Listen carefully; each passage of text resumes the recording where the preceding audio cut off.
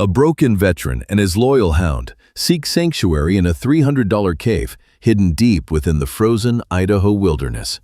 Their desperate reach for solitude turns into a chilling confrontation with the impossible when they discover the abandoned tomb is meticulously maintained by an unseen occupant. The engine of the 1998 Ford F-150 groaned a final metallic plea before Ethan Ward twisted the key, silencing the mechanical rattle. For a moment, the only sound was the ticking of cooling metal and the heavy, rhythmic breathing of Ranger, a barrel-chested Belgian Malinois sitting in the passenger seat. Outside the cracked windshield, the world was a jagged monochrome of slate-gray rock and bone-white snow.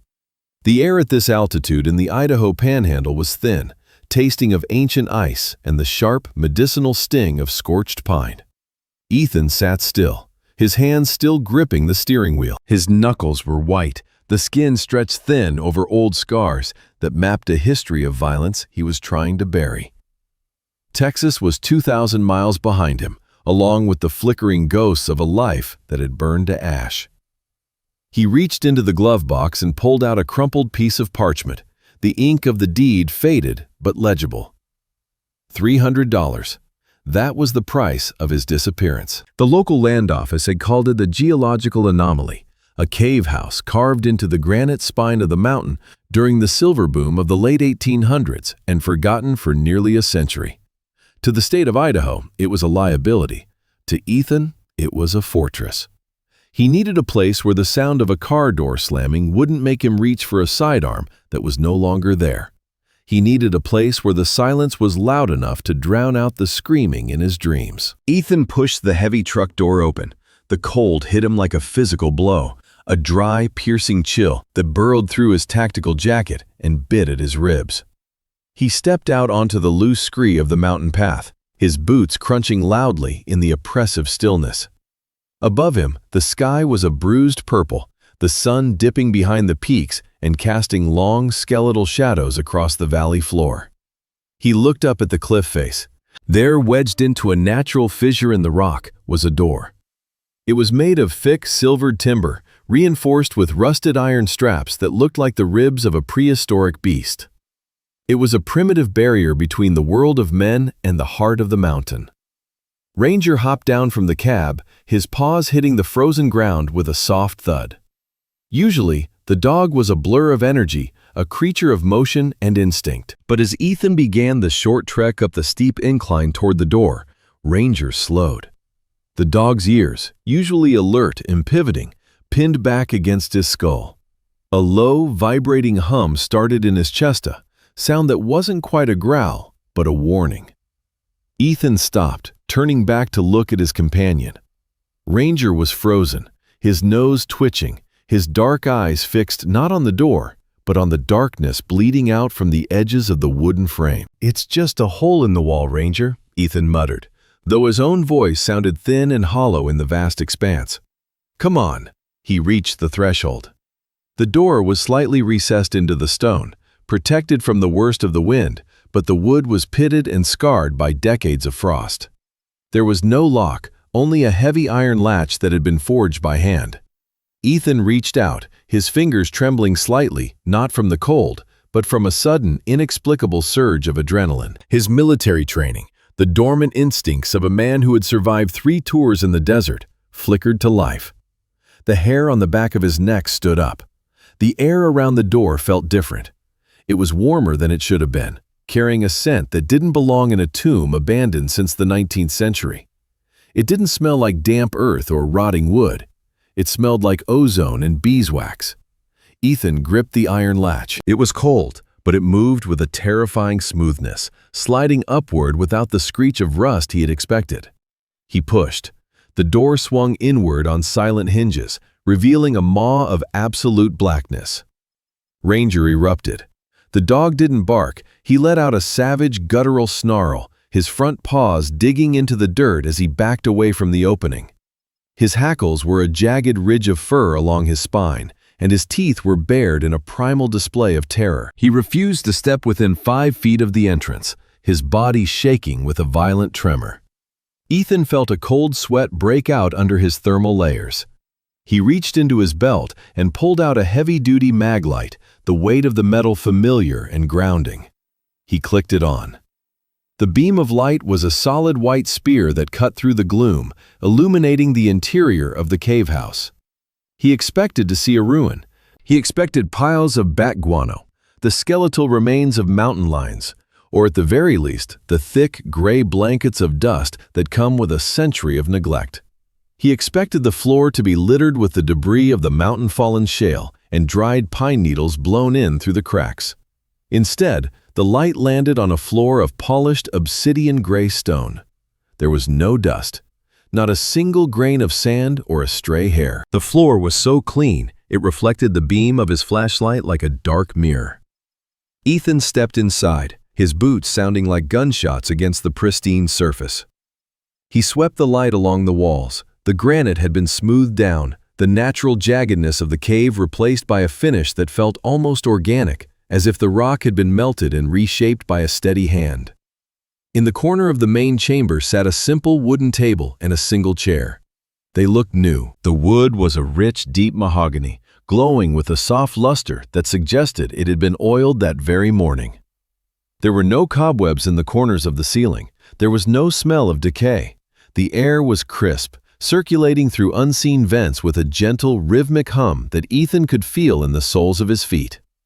He walked deeper, his heart hammering against his ribs. The cave didn't just go back into the mountain, it seemed to descend. He found a small hearth carved directly into the stone wall. Inside the grate, a stack of split cedar sat ready to be lit. The cuts on the wood were precise, the sap still tacky and fragrant. "This isn't right," Ethan whispered. He turned back toward the entrance. Ranger was still outside, a dark silhouette against the fading twilight of the Idaho sky. The dog was rooted to the spot, his eyes locked onto a corner of the ceiling just above Ethan's head, a patch of shadow so dense that the flashlight beam seemed to curve around it. Ranger's growl had died down into a whimpering moan, a sound of pure, unadulterated submission. Ethan swung the light toward the corner the dog was watching. The beam hit the stone, but the shadows there didn't retreat.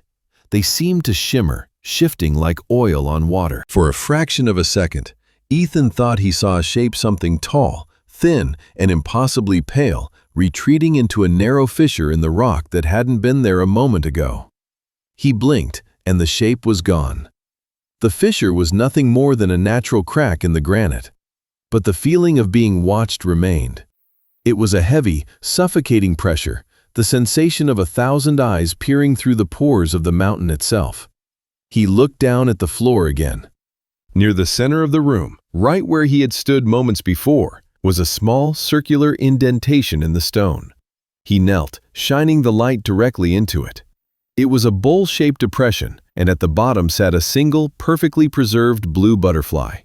Its wings were spread, the iridescent scales shimmering in the artificial light. It looked alive, but as Ethan reached out a finger to touch it, he realized it was encased in a thin layer of something clear and hard like amber, but as cold as the mountain heart. A sudden gust of wind slammed the heavy wooden door shut. The sound echoed through the chamber like a clap of thunder, vibrating in Ethan's teeth. He lunged for the door, grabbing the iron handle and heaving. It wouldn't budge. It wasn't locked. It felt as if the mountain itself had clamped down on the frame, sealing the vacuum. On the other side of the wood, he could hear Ranger frantically scratching, his claws raking against the timber, followed by a long, mournful howl that was cut short by a sound Ethan couldn't identify, a soft, metallic chittering that seemed to come from the very air around him. Ethan turned his back to the door, his flashlight sweeping the room in a panicked arc. The silence of the cave was no longer peaceful. It was hungry. The pristine cleanliness, the oiled furniture, the lack of dust, it wasn't a gift. It was a trap. He was standing in a place that had been prepared for him, a room kept in perfect stasis, waiting for a guest to finally walk through the door. In the corner where the shadows had shifted, a faint, rhythmic tapping began. It sounded like fingernails on stone. Ethan raised his light, his breath coming in ragged gasps, the white mist of his exhalation swirling in the beam.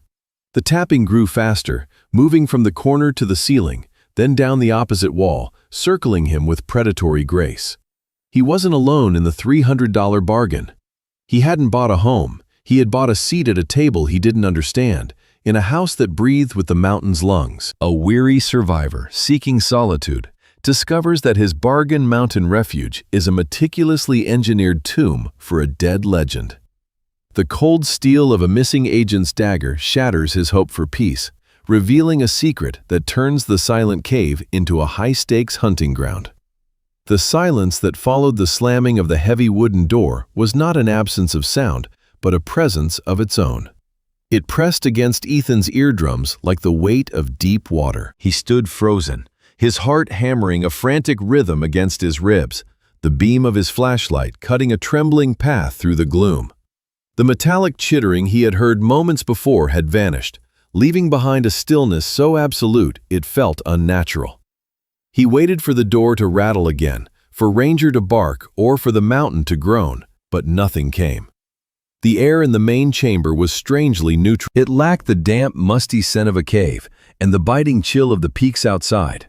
Instead, it smelled of dry stone and something faintly chemical, like gun oil or old parchment. As Ethan's breathing slowed, he began to notice the engineering of the room. This was no primitive cavern. Along the base of the walls, narrow, precision-cut grooves served as drainage channels, perfectly angled to whisk away any moisture. High above, near the vaulted ceiling, small apertures allowed for a constant, silent exchange of air, creating a natural ventilation system that felt more like a military bunker than a hermit's retreat. Ethan wiped a bead of cold sweat from his forehead with the back of his glove. He began to move, his boots clicking softly on the floor. The stone beneath him had been polished smooth, not by the passage of time, but by human hands. He approached a long stone shelf carved directly into the wall. On it sat a row of glass jars, each one sealed with a thick layer of wax. His light revealed their contents: dried herbs, gray powders, and small, unidentifiable mechanical components, tiny gears and springs, preserved in amber-colored fluid. They were organized with obsessive clinical precision. The center of the room was dominated by a heavy wooden table. Its surface was scarred and worn, the grain of the wood smoothed down in two specific spots where a person's forearms would have rested for thousands of hours. Ethan ran his fingers over the wood, feeling the history of a man who had sat here in total isolation, planning, writing, or perhaps simply waiting. Ranger, who had been uncharacteristically quiet since the door slammed, suddenly trotted toward the far end of the chamber. The dog's hackles were raised, his tail tucked low, but he wasn't growling at the shadows.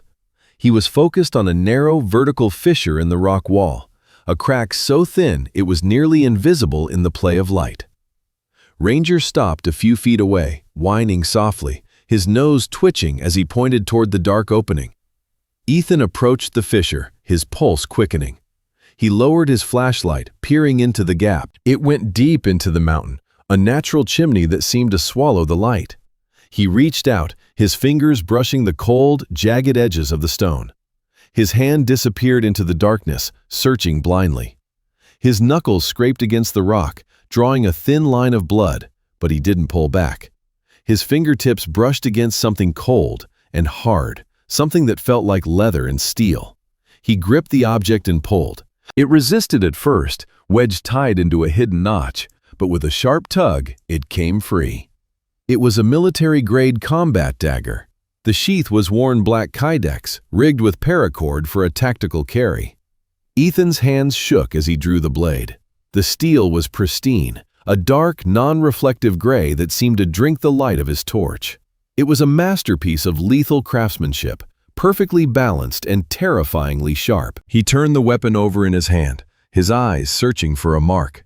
On the pommel, deeply engraved into the heavy steel, were two letters: J.H. Ethan felt a jolt of recognition that turned his blood to ice. He knew those initials. Every man in the intelligence community knew them, or at least the legend they represented. Jonah Hail. 10 years ago, Hale had been the CIA's premier deep-cover operative. a man who moved through the world's most dangerous shadows with the grace of a ghost. He was the architect of the most successful Black Ops programs in the post-Cold War era. Then, during a mission in the Hindu Kush that went catastrophically wrong, Hail had vanished. The official report said he had been killed in a landslide, his body never recovered. The unofficial rumors suggested something far worse, that he had burned his bridges and walked away into the white silence of the mountains, carrying secrets that could topple governments. The realization hit Ethan like a physical blow. This wasn't just a cheap mountain hideaway he had stumbled upon. This was a dead man's fortress. He was standing in the sanctum of a legend, a place that had been maintained with the same meticulous care Hail had applied to his missions. The jars, the ventilation, the polished floor sit was all his. But the dagger was clean. There was no dust on the sheath. Ethan's grip tightened on the hilt. If the dagger was here, and if it was clean, then the story of Jonah Hail's death was a lie. Or perhaps the mountain had simply claimed him in a different way. A sudden, sharp sound cut through the stillness. It was the sound of stone grinding against stone, coming from the dark tunnel that wound deeper into the mountain's heart, far beyond the main chamber. It wasn't the wind, and it wasn't the settling of the earth. It was rhythmic, deliberate, the sound of something heavy being moved. Ethan spun around, the dagger held low in a defensive posture. Ranger let out a sharp, panicked yelp and retreated behind Ethan's legs, his body trembling. The beam of the flashlight danced over the dark mouth of the inner tunnel. The sound grew louder, a series of metallic clicks echoing off the walls, drawing closer with every passing second. Ethan realized with a sickening clarity that the door hadn't slammed shut to keep him in. It had slammed a signal that the master of the house was home, and that the guest was no longer welcome. He stood in the center of the perfectly engineered room, the blade of a dead man in his hand, watching the shadows at the edge of the tunnel begin to shift and breathe. The silence in the heart of the mountain was not empty, it was heavy, a physical weight that pressed against Ethan's eardrums, punctuated only by the ragged rhythm of his own breathing and the soft, frantic clicking of Ranger's claws against the stone floor. The flashlight in Ethan's hand sputtered, the beam yellowing and weak, casting long, distorted shadows that danced like specters across the jagged walls. He stood frozen in the center of the inner chamber, the silver dagger still clutched in his white-knuckled grip. The grinding sound of stone against stone had ceased, leaving behind an even more terrifying stillness. Ethan slowly panned the light across the room. The craftsmanship was unsettlingly precise. Every shelf, every ventilation grate, every support beam had been installed with the obsessive care of a man who expected to stay forever. But it was the wall directly opposite the bunk that caught his eye. A single slab of granite sat slightly recessed, perhaps only a fraction of an inch deeper than the others. To an untrained eye, it was a flaw in the masonry. To a man trained in the art of concealment like Ethan, it was a handle. He approached the wall with the caution of a man walking through a minefield. Ranger let out a low, vibrating growl, his hackles raised in a stiff ridge along his spine. Ethan ignored the cold sweat trickling down his neck and reached out, his fingers brushing the cold, rough surface of the stone. He pushed. Nothing. He pulled. Nothing. Then, he tried a lateral movement, sliding the slab to the right. With a soft, oiled hiss, the stone glided into a hidden pocket within the mountain wall. Behind it lay a small, velvet-lined alcove. Resting in the center of the space was a leather-bound journal, its cover worn to a deep, dark mahogany by years of handling. Beside it lay a heavy brass compass and a stack of folded maps, their edges brittle and yellowed. Ethan reached for the book. The leather felt strangely warm, as if it had recently absorbed the heat of a human hand. He sat on the edge of the cot, the springs creaking under his weight, and opened the first page. The handwriting was impeccable, a sharp, disciplined cursive that spoke of military briefings and formal education. The early entries were mundane, detailing the construction of the hideaway and the logistics of hauling supplies up the treacherous northern face of the peak. But as Ethan flipped through the pages, the tone shifted. The neat script became tighter, more hurried. Words were underlined with such force that the pen had nearly torn through the paper. Jonah Hail had not fled because of a failed mission. He had fled because of a successful one. Ethan read the words aloud in a hushed whisper, his voice trembling. Project Chimera. The words felt like lead on his tongue. The journal detailed a systematic program of psychological conditioning conducted by a shadow wing of the government. They weren't just treating veterans for trauma, they were using them as subjects to test the limits of human endurance and obedience. Jonah had been the lead instructor, the man responsible for breaking the spirits of those he was supposed to protect. The entries grew darker. Jonah wrote of the screams he heard in the hallways of the underground facility, of the blue-tinted chemicals they pumped into the ventilation systems, and of the blank, hollow eyes of the men who emerged from the sessions. He had tried to stop it. He had gathered evidence, names, dates, and locations. When he realized his superiors were the ones orchestrating the horror, he did the only thing a soldier of his caliber could do. He went to ground. Ethan felt a surge of nausea. The man he had grown up idolizing, the hero of a dozen battles, had been a whistleblower living in a self-imposed prison of guilt and fear. Jonah Hail hadn't been hiding from justice. He had been hiding from the very people who defined it. He turned to the final third of the book. The writing here was frantic, the ink smudged as if the writer's hands had been shaking uncontrollably. Jonah spoke of being followed. He described black helicopters that hugged the ridgelines at night, and men in white winter camouflage who moved like ghosts through the pines. He had turned this cave into a fortress, not just for himself, but for the truth. He had hidden the evidence in the walls, in the floors, and in the very air he breathed. Then, Ethan reached the final entry. His heart skipped a beat, then began to hammer against his ribs with a violent, sickening force. The date at the top of the page was not from 10 years ago. It was dated only 3 days prior. If you are reading this, Jonah had written, the ink still dark and vibrant on the page, then you have found the sanctuary. But you are not alone. They never stop searching. They are like the wind in the pines, persistent and cold. I heard them on the ridge last night. I heard the sound of their boots on the scree. They are closing the circle. Run. Do not look back. Do not try to find me. To find me is to die. The words seemed to vibrate on the page. Ethan looked up, his eyes wide and searching. The air in the cave suddenly felt much colder, the oxygen thin and metallic. He looked at Ranger. The dog was no longer growling. He was standing perfectly still, his nose pointed toward the narrow entrance of the inner tunnel, his entire body shivering. A sharp, metallic clack echoed through the chamber. It was the distinct sound of a safety being flicked off a rifle. Ethan stood up, the journal clutched to his chest. He looked toward the entrance, the yellow beam of his flashlight cutting through the gloom. For a fleeting second, the light caught a movement, a flash of white fabric, a shadow that moved with a fluid, predatory grace across the mouth of the cave. It wasn't a man. It was a silhouette, a phantom of the mountain, blending perfectly with the snow and the stone. Ranger erupted into a series of frantic, echoing barks, lunging toward the darkness. Ethan scrambled backward, his heel catching on the edge of the stone bunk. He felt the weight of the mountain above him, the thousands of tons of rock and ice that could become his tomb at any second. The legend was alive, the hunt was on, and he had just stepped directly into the crosshairs of a war that had never truly ended. Ethan gripped the handle of his hatchet, his knuckles white against the dark wood. He had barely slept, the words from Jonah Hail's journal looping through his mind like a rhythmic curse. The ink had been fresh, the warning had been personal. He felt the weight of the mountain pressing down on him, not just through the rock above, but through the invisible eyes he felt crawling over his skin. Ranger stood beside him, his hackles raised in a stiff ridge along his spine.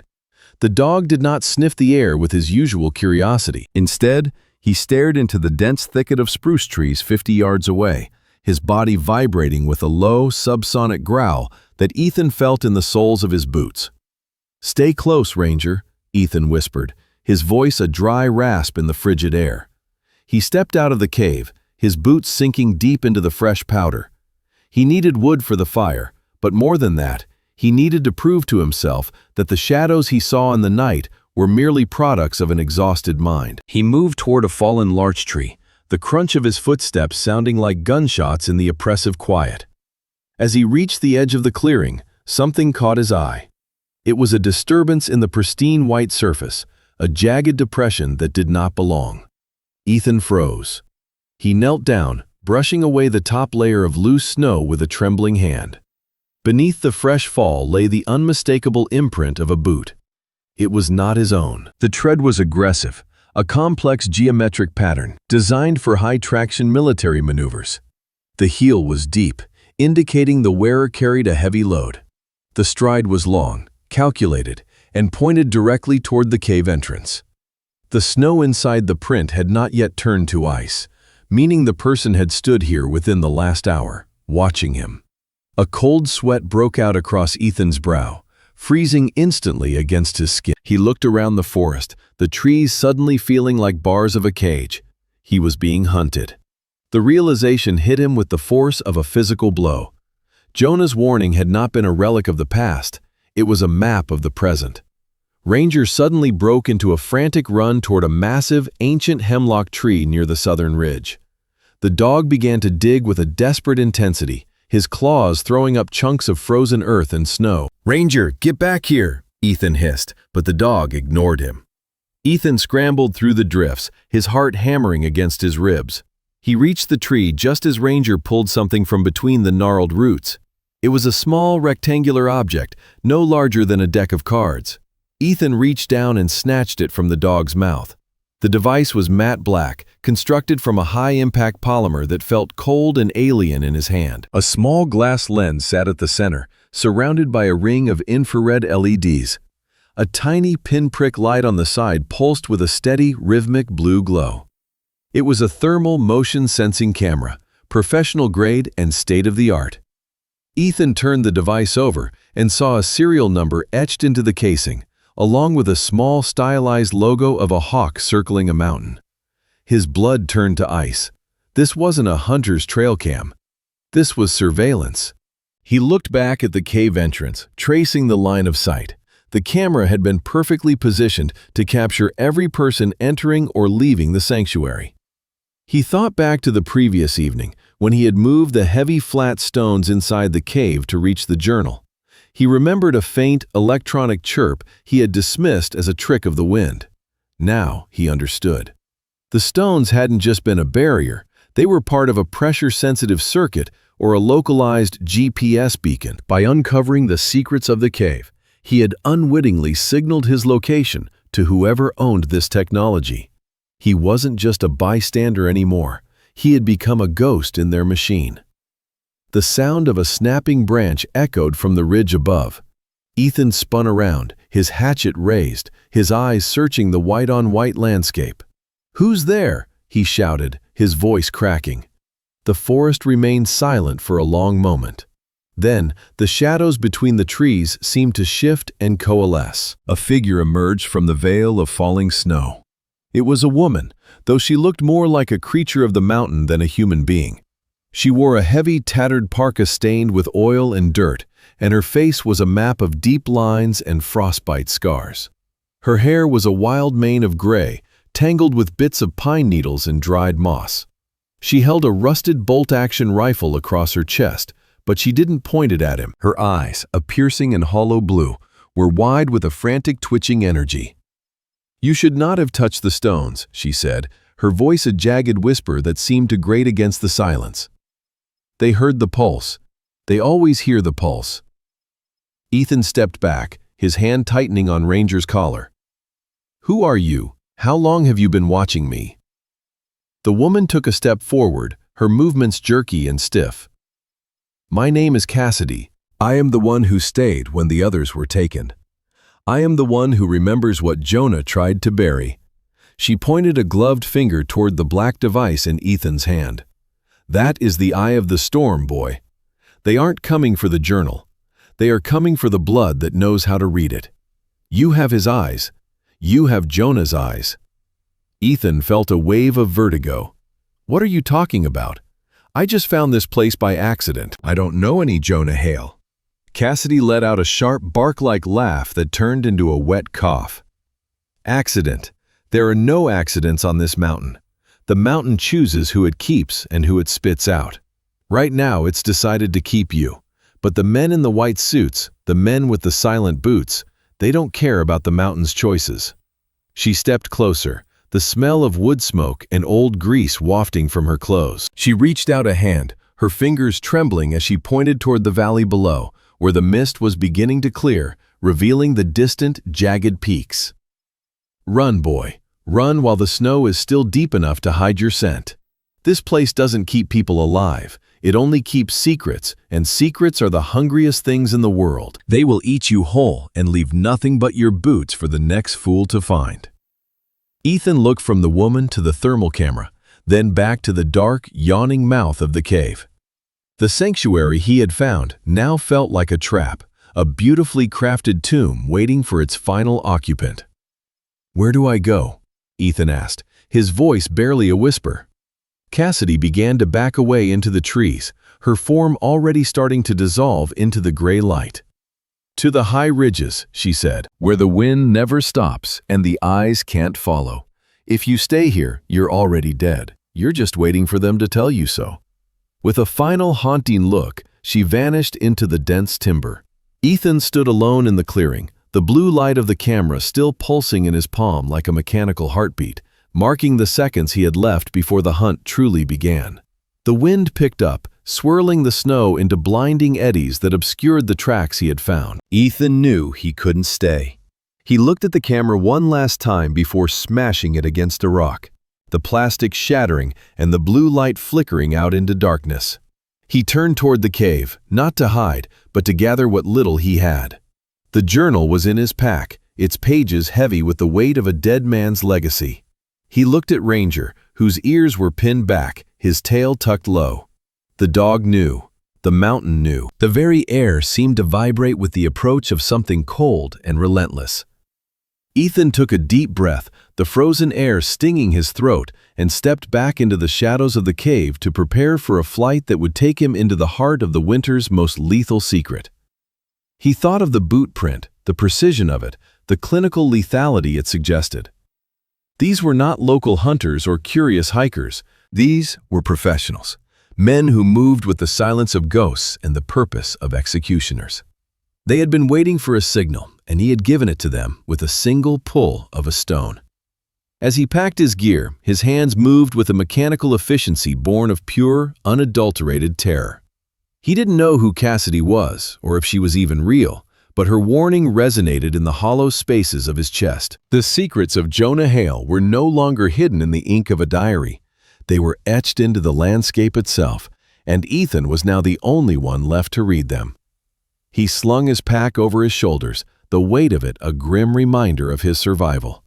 He whistled low for Ranger, and together they stepped out of the cave once more, leaving the only shelter they had known for the uncertainty of the high ridges. The hunt had moved from the shadows into the blinding white of the day, and the silence of the forest was no longer a peace but a countdown. A broken soldier and his loyal hound are trapped in a frozen tomb, where the past and present collide in a violent storm of memories. The terror of a long-buried war resurfaces just as the physical floor gives way to a hidden history of blood and steel. Beneath the cave lies a secret, far more dangerous than the men hunting him from the shadows. The world outside the cave mouth vanished into a wall of screaming white. The blizzard had arrived not as a gradual change in weather, but as a violent assault, a wall of wind and ice that slammed against the mountainside with the force of a physical blow. Inside the narrow stone sanctuary, the air grew heavy and stagnant, smelling of wet fur, ancient dust, and the sharp metallic tang of the cold that managed to seep through the cracks. The wind did not just howl, it whistled through the jagged fissures in the rock, creating a dissonant, high-pitched shrieking that sounded like 1,000 voices crying out in a language of pure agony. Ethan sat with his back against the cold, damp stone, his knees pulled tight to his chest. He had tried to build a small fire with the meager scraps of wood he had gathered, but the draft from the storm kept threatening to snuff the orange glow into nothingness. The light flickered rhythmically, casting long, distorted shadows against the uneven walls. Shadows that seemed to dance and reach for him with elongated fingers. His breath came in shallow, jagged hitches, the visible plumes of white vapor swirling in front of his face like miniature ghosts. The environment was too small. The ceiling was too low. The darkness was too absolute. It started as a low hum in the back of his skull, a vibration that had nothing to do with the wind. Ethan closed his eyes, pressing the heels of his hands into his sockets, until he saw bursts of static. But the sound only grew louder. It was the rhythmic thumping of rotor blades. Thwip, thwip, thwip. The sound of a Huey coming in low over a canopy that was no longer there. The smell of the cave shifted, the scent of damp earth replaced by the cloying sweet stench of rotting vegetation and the sharp, acrid bite of burnt cordite. He wasn't in the mountains anymore. He was back in the valley, the heat of a humid, oppressive sun beating down on his neck. He could feel the weight of a heavy rucksack, the strap digging into his shoulder, and the cold metal of a rifle in his hands.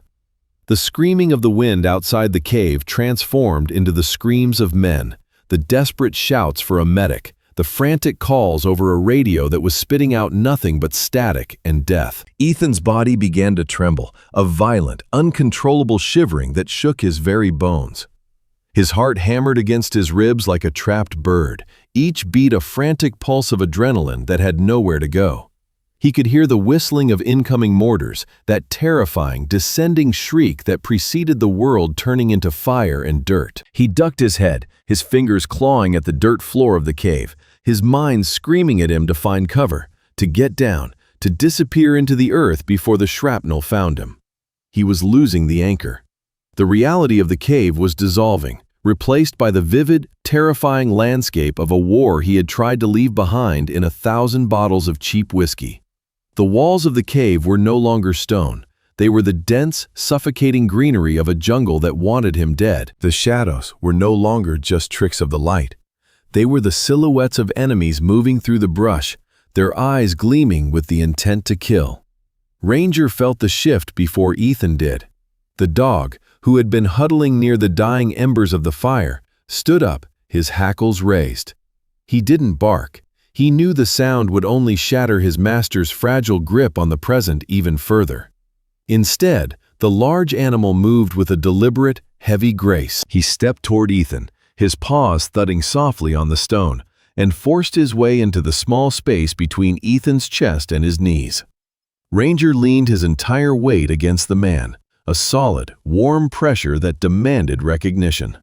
He pushed his wet nose into Ethan's neck, whining low in his throat, a sound of profound concern. When Ethan didn't respond, still lost in the cacophony of phantom gunfire and exploding earth, Ranger didn't give up. He began to lick Ethan's face, his tongue rough and warm, a startlingly real sensation that cut through the cold fog of the hallucination. Ethan gasped, his eyes snapping open. He saw the dog's amber eyes, wide and steady, reflecting the dying orange light of the fire. He felt the heat of Ranger's body, the rise and fall of the dog's ribs against his own. The thumping of the rotors began to fade, replaced once again by the rhythmic lashing of the snow against the cave entrance. The smell of cordite vanished, leaving only the scent of the dog and the cold. "It's okay," Ethan whispered, his voice a broken rasp. His hands, still shaking, reached out to bury themselves in Ranger's thick fur. "I'm here. I'm right here." He clung to the dog as if he were a life raft in a churning sea. He focused on the texture of the fur, the solid muscle beneath it, the way the dog's ears flickered at the sound of the storm. He forced himself to breathe in time with the animal, slow and deep, dragging the freezing air into his lungs until the burning sensation in his chest began to subside. The panic didn't disappear, but it receded, pulling back like a tide to leave him exhausted and hollowed out on the shore of reality.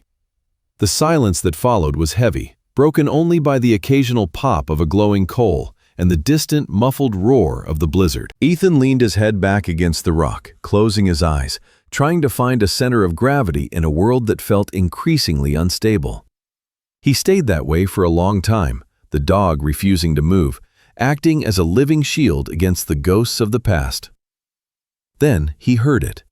It wasn't a phantom sound, it wasn't the wind, and it wasn't the dog. It was a sharp, distinct metallic scrape. Ethan's eyes flew open. He froze, his hand tightening on Ranger's collar. The dog had gone rigid, his ears pinned forward, a low, guttural growl vibrating deep in his chest. The sound had come from the floor, right beneath where Ethan's feet had been resting moments before. He held his breath, the silence in the cave suddenly feeling charged, as if the very air had been electrified. For a moment there was nothing. Then it came again. A heavy grinding sound, the unmistakable noise of metal sliding against stone. It was followed by a dull thud, a vibration that Ethan felt through the seat of his pants. He scrambled backward, his heart leaping into his throat. He grabbed a thick branch from the edge of the fire, one end of it still glowing with a fierce orange ember. He held it out like a weapon, the light bobbing and weaving as his hand shook. In the center of the cave floor, where the dirt and loose shale had seemed undisturbed for decades, a line appeared. It was a perfect straight edge, slicing through the grit. Slowly, with a mechanical groan that seemed to echo from the very bowels of the mountain, a section of the floor began to tilt. It wasn't a natural rock formation, it was a hatch. The heavy plate, disguised with a layer of bonded stone and dirt, swung upward on greased, silent hinges that had finally succumbed to the weight of whatever was pushing from below. As the gap widened, a rush of air escaped from the darkness beneath. It wasn't the freezing clean air of the mountain. It was old air. It was the smell of a tomb, the scent of stagnant dust, the metallic tang of oxidized iron, and something else. Something that made Ethan's stomach turn. The unmistakable, cloying sweetness of old blood and long-dead things. Ethan stared, paralyzed, as the hatch fully opened, leaning back against the cave wall with a heavy clack. A square of absolute blackness now occupied the center of his living space, a void that seemed to swallow the meager light of his torch. Ranger backed away, his growl turning into a fearful whimper, his tail tucked tight between his legs. He didn't run, but he refused to go near the hole, his eyes fixed on the darkness with an intensity that terrified Ethan more than the hatch itself. Ethan knelt at the edge of the opening, his knuckles white around the burning branch. He lowered the light into the hole, the orange glow illuminating the first few feet of the descent. He saw a ladder made of rusted iron rungs, bolted directly into the side of a vertical shaft that had been carved with surgical precision out of the solid rock. The walls of the shaft were smooth, devoid of the natural irregularities of the cave above. The air rising from the hole was colder than the blizzard outside, a deep, subterranean chill that seemed to sap the heat right out of his bones. He leaned forward, his shadow cast long and jagged down into the abyss. He listened, his ears straining for any sign of movement, any indication of what had opened the door. There was nothing but the faint, distant dripping of water somewhere deep below, a rhythmic sound that pulsed like a slow, dying heartbeat. The realization hit him with the force of a physical blow. Jonah Hail hadn't just been a man living in a cave. This wasn't a hermitage, it was a lid. The journal, the warnings, the men in the woods, it all pointed down, into the dark. The secrets weren't hidden in the woods or the snow. They were beneath him, buried in the roots of the mountain, and the door had just been opened from the inside. Ethan gripped the burning wood tighter, the smoke stinging his eyes. He looked at Ranger, who was watching him with a look of profound sorrow, as if the dog already knew what Ethan was going to do. He couldn't stay in the cave. The men would find him when the storm broke. He couldn't go out into the blizzard. The cold would kill him in minutes. The only way was down. He took a deep breath, the foul metallic air filling his lungs, and prepared to step into the black.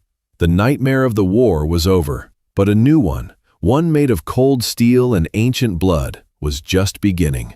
A desperate veteran and a wounded ghost find themselves at the end of a gun barrel in a forgotten tomb. Terror dissolves into a haunting clarity as a loyal dog recognizes the soul beneath the scars. The woman who sold the mountain cabin was never an enemy, but a conspirator who traded Ethan's life for a chance to protect the world's most dangerous secret. The descent felt like a fall into the gut of a great, slumbering beast. Each rung of the rusted iron ladder was a cold, slick reminder of the distance between Ethan and the world of the living. His muscles screamed with the effort of the climb. his fingers cramping around the iron bars as he navigated the vertical shaft.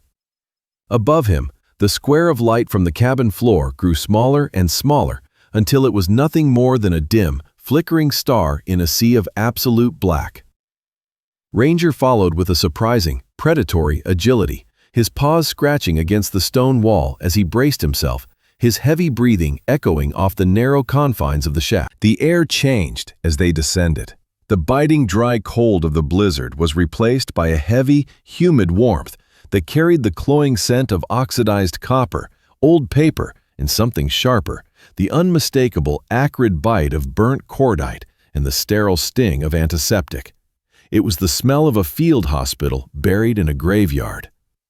When Ethan's boots finally struck the solid floor at the base of the shaft, the impact sent a jarring vibration through his spine. He stood still for a long moment, letting his eyes adjust to the strange, subterranean gloom.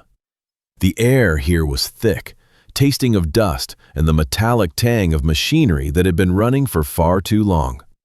He held his makeshift torch high, the dying orange flame casting long, dancing shadows that seemed to reach for him from the corners of the ceiling. He moved forward into the tunnel, the light guttering. The walls were no longer raw stone. They were reinforced with slabs of stained concrete and rusted steel plating. Every few yards, a dim, yellowed bulb flickered overhead, powered by a generator that groaned somewhere deep in the bowels of the mountain. The sound was a low-frequency pulse, a mechanical heartbeat that Ethan felt in his teeth. The corridor opened into a wide, circular chamber that looked like a relic from a forgotten era of global paranoia. Banks of communication equipment lined the walls, massive, olive-drab consoles with spinning reel-to-reel tapes, rows of glowing vacuum tubes that pulsed like amber hearts, and tangled nests of multicolored wires that hung from the ceiling like mechanical vines. In the center of the room, a heavy wooden desk was strewn with maps, spent shell casings, and blood-soaked bandages that had turned a dark, crusty brown. Ethan took a step toward the desk, his boots crunching on something brittle. He looked down to see a field of shattered glass from a broken monitor. "Don't move another inch." The voice was like the sound of grinding stones, dry and brittle with age and pain. Ethan froze, the torch trembling in his hand. Out of the shadows behind a stack of metal crates, a figure emerged. Jonah Hail looked less like a man and more like a specter carved from the mountain itself. He was gaunt, his frame hidden beneath a tattered military parka that hung off his bony shoulders. His hair was a wild, unkempt mane of silver, and his beard was a tangled thicket that hid the lower half of his face. But it was his eyes that held Ethan captives, sharp, piercing blue eyes that cut through the dim light like frozen needles. In his steady right hand, Jonah held a heavy Colt 1911, the barrel pointed directly at the bridge of Ethan's nose. His left hand was tucked into his chest, the shoulder of his parka dark and wet with fresh blood. He was breathing in shallow, ragged gasps, his face pale with the onset of shock, yet his aim did not waver. "Who sent you?" Jonah demanded, the hammer of the pistol clicking back with a sound that felt like a thunderclap in the small room. "Was it the men in the woods? Did they send a boy to do a butcher's job?" Ethan couldn't speak. The pressure in his throat was too much. He looked at the gun, then back at the man who was supposed to be a myth. He saw the tremor in Jonah's hand, the way the old man's knees buckled slightly as he shifted his weight. The man was dying, but he was still a predator protecting his den. Ranger, who had been standing at Ethan's heel, did something unexpected. The dog did not growl. He did not bark. Instead, he let out a soft, mournful whimper and stepped forward. He walked slowly, his head low, his tail swaying in a gentle, rhythmic motion that spoke of peace rather than aggression. "Stay back," Jonah hissed, but the threat lacked conviction. Ranger didn't stop. He crossed the distance between the two men, his paws silent on the concrete. He reached Jonah, and instead of attacking, he gently pressed his wet nose against the old man's blood-stained hand. Then, with a slow, deliberate movement, he licked the back of Jonah's knuckles. The silence that followed was heavy enough to crush. Jonah's eyes widened, the icy hardness in them shattering into 1,000 pieces of confusion and grief. He looked down at the dog, then up at Ethan. The barrel of the pistol began to dip, the iron sight no longer centered on Ethan's forehead. The tension in the room snapped like a taut wire. "He knows you," Ethan whispered, his voice finally breaking through the terror. "He knows you're not the enemy." Jonah stared at Ranger for what felt like an eternity. A single ragged breath escaped his lips, a sound that was half sob and half laugh. He lowered the gun completely, his thumb easing the hammer back into place. He slumped against the desk, the strength leaving his legs as he slid down to the floor, his back scraping against the wood. "Evelyn said you were different," Jonah muttered, his head falling back against the desk. "She said you had the eyes of a man who had seen the end of the world and decided to keep walking anyway." Ethan frowned, taking a cautious step forward, his torch illuminating the deep lines of exhaustion on Jonah's face. "Evelyn? The woman at the general store?" Jonah gave a weak, pained nod. "She's been my eyes and ears for 20 years. She's the one who kept the wolves at bay while I rotted down here. When the men started closing in, we knew I couldn't hold the gate alone. We needed someone with a soldier's hands and a survivor's heart." Ethan felt a chill that had nothing to do with the temperature of the bunker. "The $300, he said, the realization dawning on him like a cold sunrise. "The cabin, it wasn't a sale, it was an invitation." "It was a filter," Jonah said, his voice growing fainter as his eyes fluttered. Anyone who would pay that little for a place that looked like a death trap was either a fool or someone who had nowhere else to go. Someone who was looking for a place to disappear. We needed a man who understood the value of silence. We needed someone who would fight for a home, even if that home was a grave. Jonah looked up, his eyes locking onto Ethan's with a desperate, burning intensity. "Evelyn Carter chose you, Ethan. She watched you for weeks. She saw the way you carried yourself, the way you looked at the woods. She knew you were the one. The $300 was just the price of admission to a war you didn't know was still being fought." The old man reached out, his bloody hand grasping Ethan's sleeve with surprising strength. "You are the last hope I have," he wheezed. "They are coming for what is behind that door, and now, God help you, you are the only one left to stop them." A weary veteran and a dying hermit face a professional hit squad within the heart of a mountain tomb. The blizzard outside masked the arrival of a silent execution team meant to bury the truth under a layer of ice. The cabin was never a sanctuary. It was a baited trap for a war Ethan thought he had left behind in the ashes of his past. The storm had reached a fever pitch, a cacophony of shrieking winds that seemed to claw at the very foundations of the mountain. Inside the bunker, the air was stagnant, heavy with the metallic scent of blood and the dry, recycled smell of old electronics. Ethan stood near the reinforced entrance, his breathing shallow and controlled. He watched the narrow gaps where the heavy iron door met the jagged rock of the cave wall. Outside, the world was a chaotic blur of white, but within that white, something was moving. Thin, needle-like beams of red light began to pierce through the swirling snow. They were laser sights, flickering like the tongues of serpents as they scanned the interior of the cave. They moved with a terrifying, rhythmic precision, sweeping over the crates of old documents and the rusted machinery. Ethan felt a cold knot tighten in his stomach. This was not a search party. This was a sweep-and-clear operation. Jonah lay slumped against the desk, his face the color of parchment. His eyes were half closed, but he tracked Ethan's movements with a flickering intensity. The old man knew the sounds of the mountain, and he knew when those sounds were being mimicked by men. He tried to speak, but only a wet, rasping sound escaped his throat. Ethan held up a hand, a silent command for absolute stillness. The silence that followed was more oppressive than the roar of the wind. It was the silence of a predator pausing before the strike. Then the world shattered. A muffled thump was followed instantly by a blinding, incandescent flash.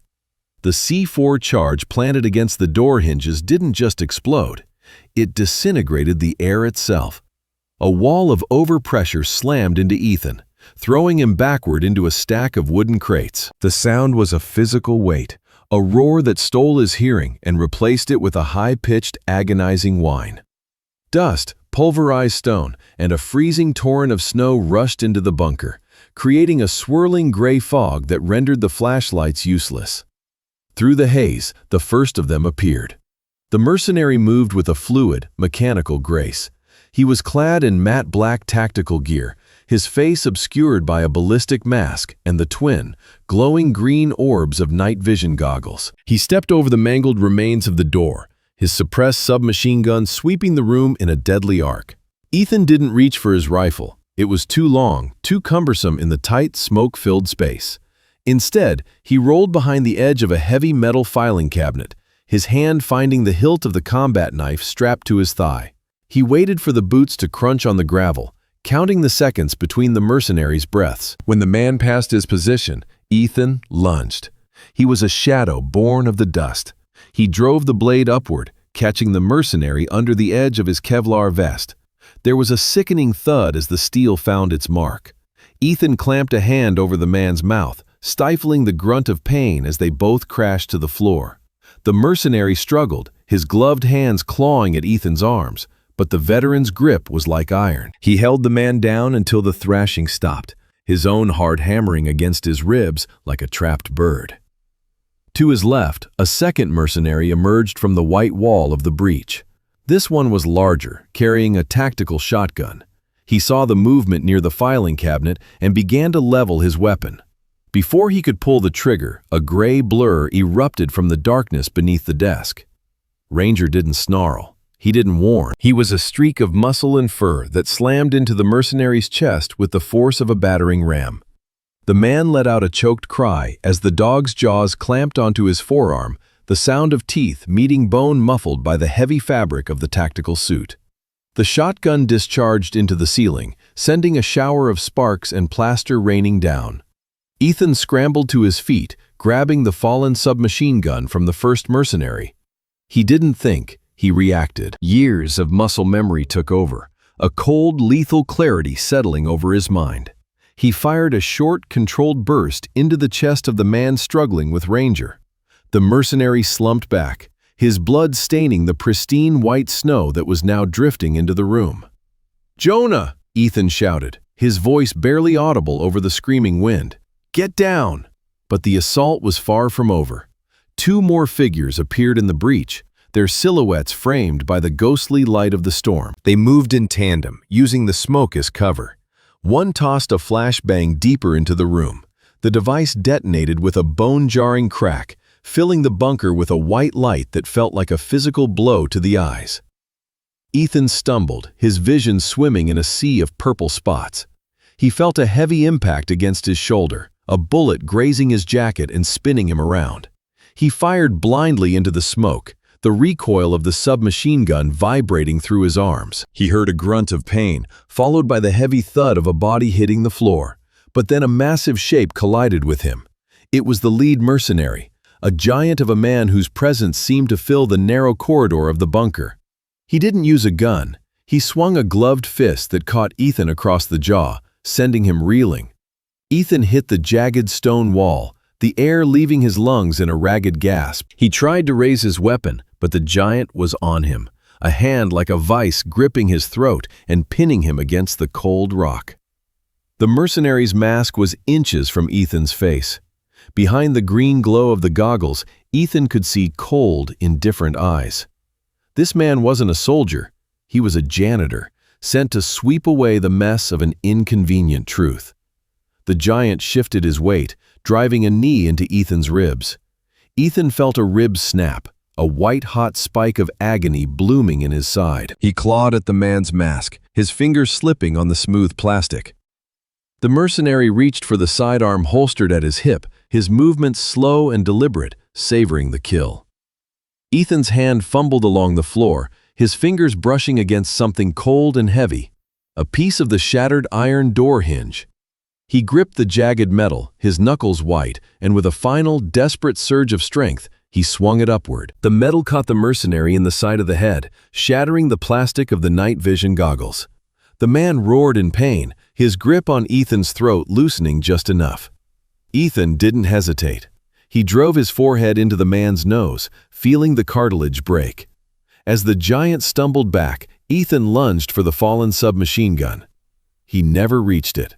A heavy boot slammed into Ethan's chest, pinning him to the ground.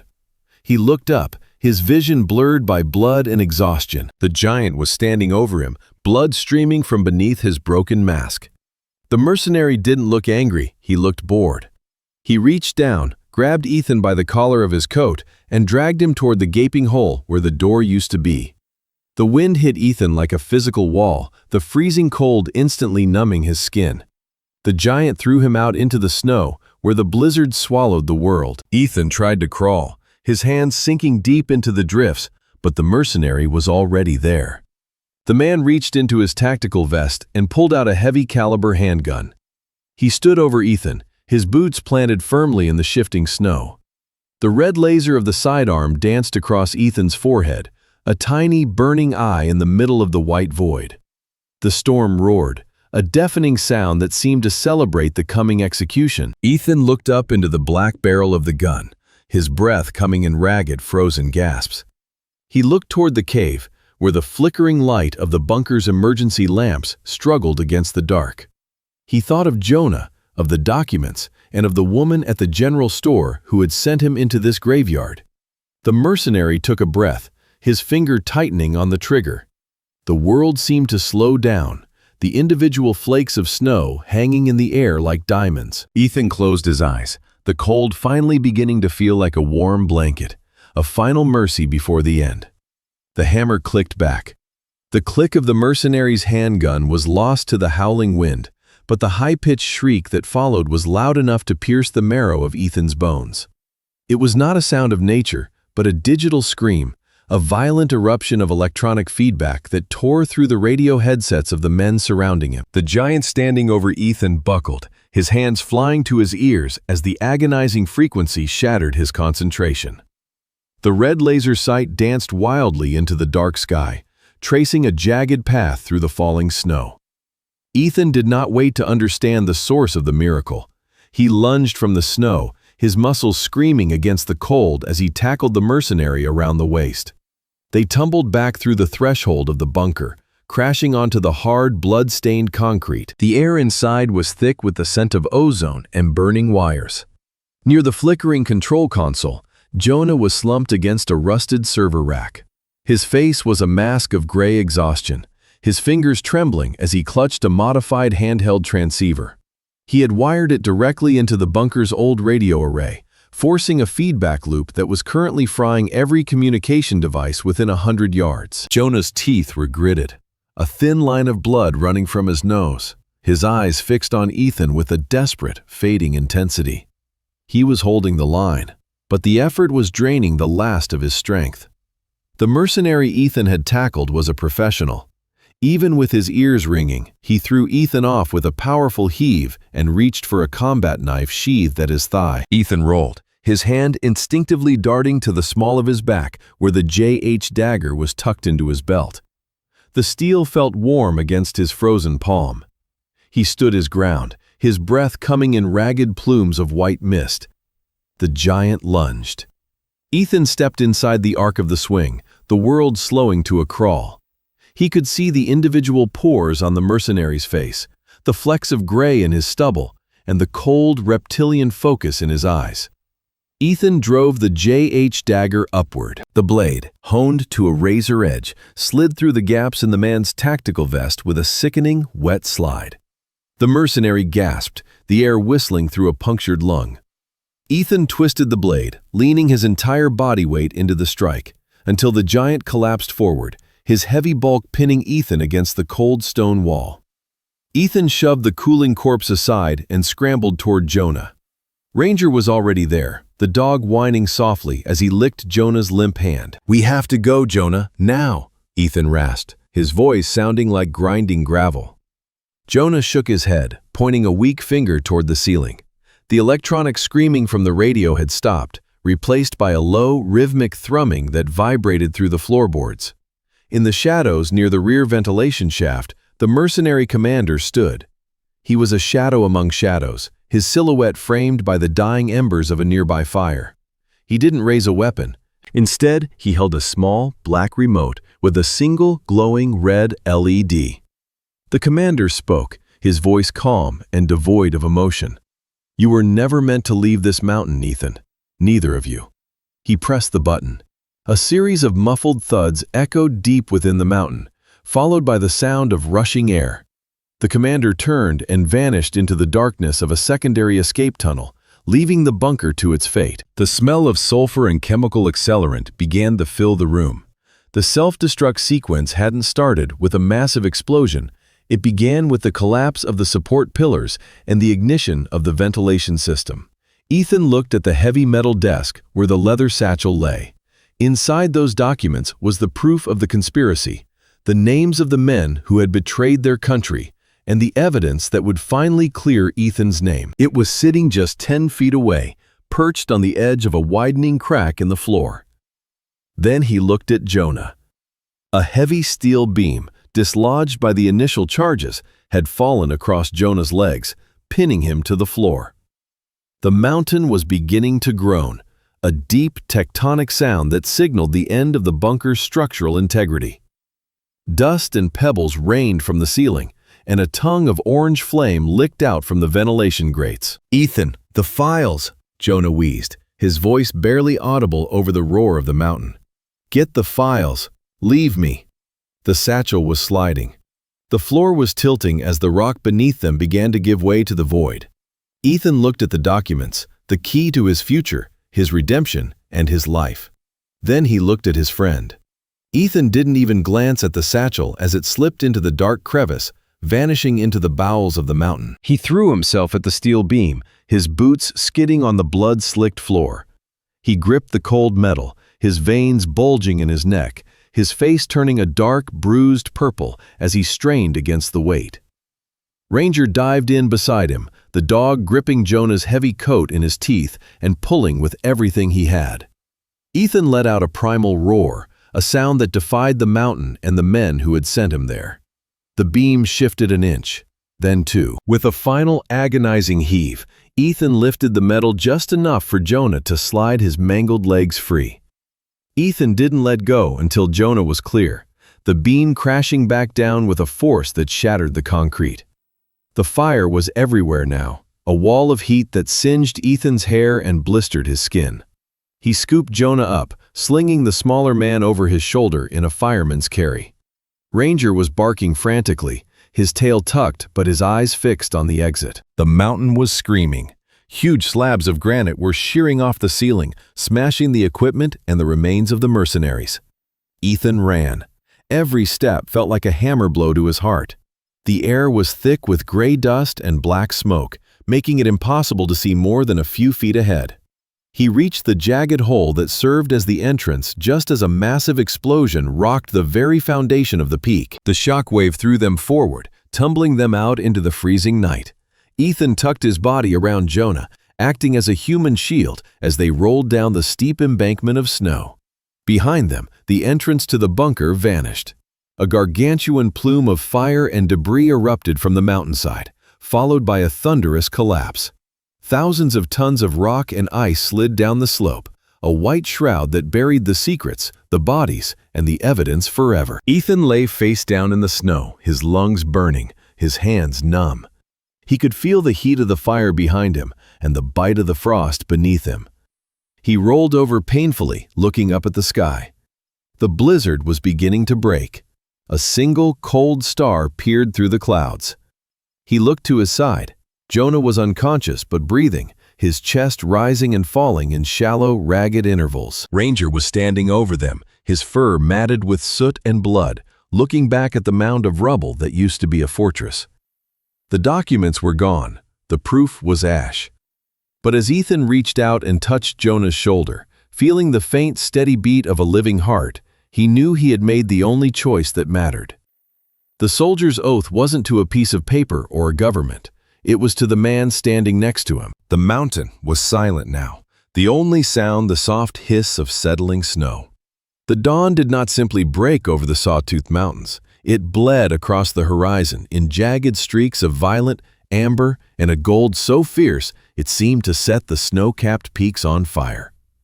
After the thunderous roar of the mountain's collapse, the silence that followed was heavy, absolute, and thick with the scent of pulverized granite and ancient ice. The storm had passed, leaving behind a world that was blindingly white and deceptively peaceful.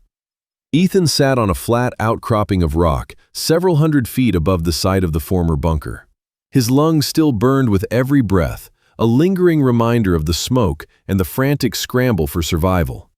Beside him, Ranger lay curled in a ball, his black and tan fur dusted with frost, his chest heaving in a rhythmic, exhausted cadence. The dog's ears flicked at the slightest sound of shifting snow, but he did not move from Ethan's side. A few feet away, Jonah sat hunched over a battered, military-grade satellite uplink. The device was an ugly, utilitarian thing, but in the early morning light, it was the most powerful weapon they possessed. Jonah's fingers, gnarled and trembling from the cold and the lingering adrenaline, danced across the keypad. His face was a mask of concentration, the deep lines around his eyes etched with a decade of fear that was finally, agonizingly, beginning to lift. The data was there. Ethan had pulled the hard drives from the burning ruins of the laboratory just seconds before the ceiling had buckled. It was all there. The names of the senators who had signed off on the black site experiments, the chemical formulas for the neuroregressors used on the veterans, and the financial trails that led directly to the heart of the defense contractors who had turned human beings into disposable assets. "Is it ready?" Ethan asked. His voice was a rasp, little more than a whisper that the wind tried to steal away. Jonah didn't look up. He adjusted the small dish, pointing it toward a patch of clear blue sky where a ghost of a satellite drifted in high orbit. He was connecting to a private server owned by a journalist he had trusted since before the world had forgotten his name. A man who had been waiting 10 years for a signal from a dead man. "The link is established," Jonah said. His voice was steadier than his hands. "I am uploading the encryption keys now. Once the firewall clears, the entire cache goes live. It will hit every major news bureau and human rights oversight committee in the Western Hemisphere simultaneously. There will be no way to bury it this time. Not when the servers are mirrored in 3 different countries." They sat in silence as the progress bar on the small screen flickered. The mountain seemed to hold its breath. Down below, the valley where the $300 cave had once stood was nothing more than a chaotic sprawl of broken rock and white powder. The mercenaries, the technology, and the horrors of the project were entombed under 1,000,000 tons of earth. A sharp, digital chirp echoed through the crisp air. The screen flashed a single word in bright green text: completed. Jonah let out a breath he seemed to have been holding for 10 years. He leaned back against a rock, his head thumping against the stone. He closed his eyes, and for the first time since Ethan had found him, the old man looked at peace. The weight of the secrets had been transferred from his shoulders to the world at large. The hunters would soon become the hunted. "It is done," Jonah whispered. "The truth is out. They can kill me now, and it won't matter." Ethan looked down at his own hands. They were scarred, stained with grease and blood, the hands of a man who had known only war and the shadows of the fringe. He felt a strange emptiness, a hollow space where the constant, buzzing tension of the hunt used to be. For the first time in his adult life, there was no one coming for them. The giants were falling. "So, what happens now?" Ethan asked, looking out over the vast, shimmering expanse of the wilderness. Jonah reached into the inner pocket of his tattered parka. He pulled out a small laminated card and a piece of waterproof paper with a long string of alphanumeric characters written in fading ink. He handed them to Ethan. "I am a dead man, Ethan," Jonah said softly. "I've lived in the dark for so long that the light feels like it's burning me. I have a sister in Maine who thinks I died in a helicopter crash in 2014. I'm going to go find a small house near the ocean where I can listen to the waves and forget the sound of screaming. I'm going to disappear, and this time, it will be my choice." Ethan looked at the paper. "What is this?" "That is an offshore account in the Cayman Islands," Jonah explained. "When the project began, they diverted millions into slush funds for operational expenses. I didn't just steal the data when I ran, Ethan. I stole the funding. I figured if they were going to ruin my life, they were going to pay for my retirement. But I don't want it. I don't need it where I'm going." Ethan stared at the numbers. The amount was staggering, more money than he could fathom. It was enough to buy the very mountain they were standing on. It was enough to buy 1,000 mountains. "Buy this land, Ethan," Jonah said, his eyes opening to look at the younger man with a fierce paternal intensity.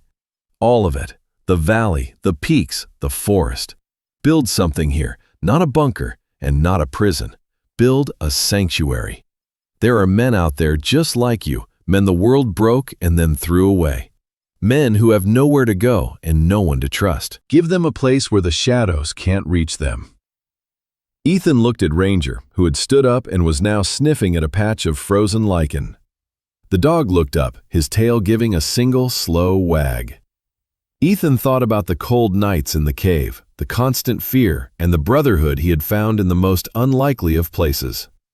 He thought about the men he had served with, the ones who had come home only to find their souls were still on the battlefield. "I'm not a builder, Jonah," Ethan said, though his fingers tightened around the paper. "You're a protector," Jonah countered, "and this mountain needs a ghost to watch over it." They spent the next hour in a quiet, solemn transition. Jonah packed his few remaining belongings into a small rucksack. He refused Ethan's offer to escort him to the nearest town, insisting that he needed to walk the first few miles alone to reclaim his own feet. They stood at the edge of the ridge, the sun now high enough to cast long blue shadows across the snow. Jonah reached out and gripped Ethan's forearm, the traditional soldier's grasp. "Thank you for coming into that cave, son. You didn't just save my life, you saved the truth." Ethan nodded, his throat tight. "Take care of yourself, Jonah."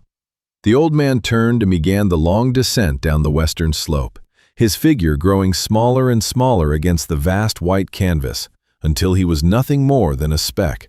And then, finally, he was gone. Ethan stood alone on the peak, the wind whipping his hair against his forehead. He felt the weight of the mountain beneath his boots, not as a burden, but as a foundation. He looked at the jagged rock where he sat and reached into his belt for his combat knife. The blade was chipped and dull from the night's work, but the steel was still strong. He knelt in the snow beside a large, upright slab of granite that overlooked the valley. With slow, deliberate strokes, he began to carve into the stone.